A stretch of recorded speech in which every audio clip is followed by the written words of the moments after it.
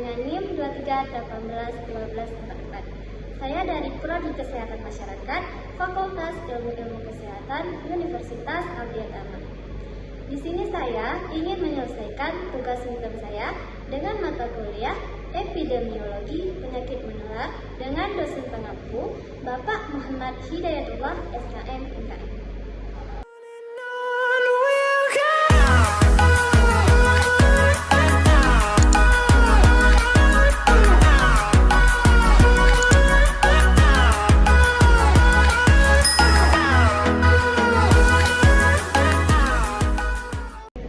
Baiklah, di sini saya akan menjelaskan materi tentang poliomielitis.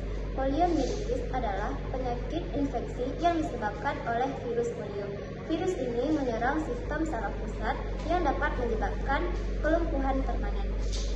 Penerapan segitiga epidemiologi pada penyakit poliomielitis terdiri dari 3 komponen utama. Yang pertama, agen.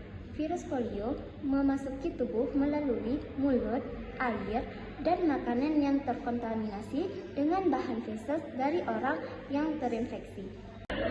Yang kedua, host, manusia, khususnya anak-anak di bawah usia 5 tahun yang rentan terkena virus polio. Kelompok yang rentan lainnya termasuk kelompok minoritas, pengungsi, dan masyarakat miskin perkotaan. Yang ketiga, environment, lingkungan yang tidak seimbang, seperti kesehatan masyarakat yang buruk, kurangnya imunisasi, dan kurangnya akses ke fasilitas sanitasi yang baik, memudahkan penyebaran virus polio. Epidemiologi poliomielitis. Sejarah, penyakit ini pernah menjadi masalah kesehatan global, tetapi dengan vaksinasi telah mengurangi secara signifikan. Saat ini, kasus baru masih terjadi di beberapa negara, terutama di daerah dengan tingkat vaksinasi rendah. Tren peningkatan kasus dengan penurunan cakupan vaksinasi dan penolakan vaksinasi. Etiologi poliomielitis. Yang pertama, virus. Terdapat 3 jenis virus polio, poliovirus tipe 1, 2, dan 3. Yang kedua, penularan. Virus menyebar melalui kontak dengan tinja orang yang terinfeksi atau melalui tetesan air liur. Yang ketiga, reproduksi. Virus berkembang biak dalam saluran pencernaan dan kemudian menyebar ke aliran darah. Yang keempat, kerusakan. Virus dapat menyebabkan kerusakan saraf permanen, menyebabkan kelumpuhan. Gejala poliomielitis. Gejala ringan, demam, sakit kepala, kelelahan, dan nyeri otot. Gejala sedang, kaku leher, nyeri punggung, sakit kepala, dan sensitif terhadap cahaya. Gejala parah, kelumpuhan, kesulitan bernafas, dan bahkan kematian.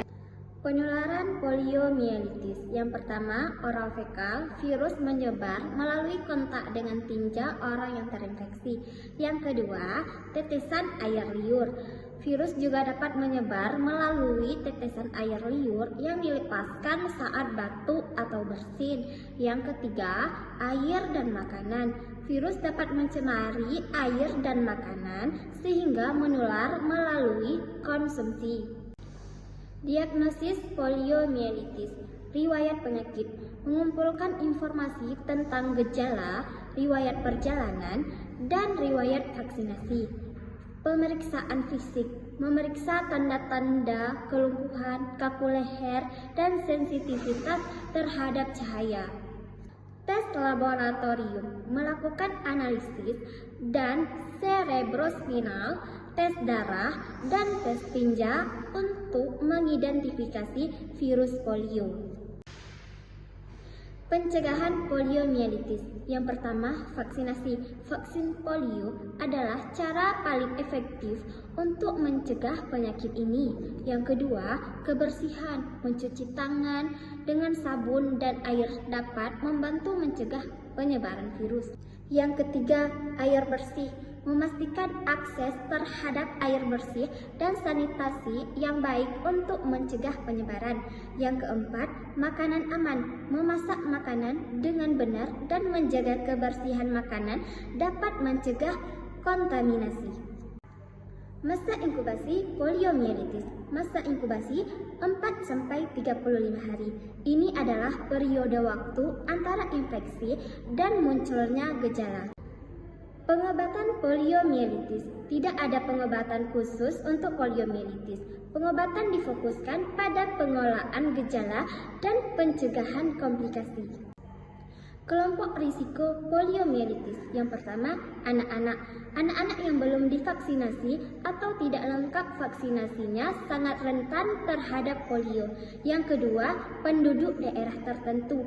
Daerah dengan tingkat vaksinasi atau kurangnya akses terhadap layanan kesehatan memiliki risiko lebih tinggi. Yang ketiga, pekerja kesehatan. Pekerja kesehatan yang bekerja dengan pasien polio berisiko terkena virus. Yang keempat, orang dewasa tanpa imunitas. Orang dewasa yang belum divaksinasi atau tidak memiliki imunisasi yang cukup dapat terkena polio. Itulah tadi materi tentang poliomielitis. Semoga bermanfaat bagi kawan-kawan yang menonton. Sekian, assalamualaikum warahmatullahi wabarakatuh.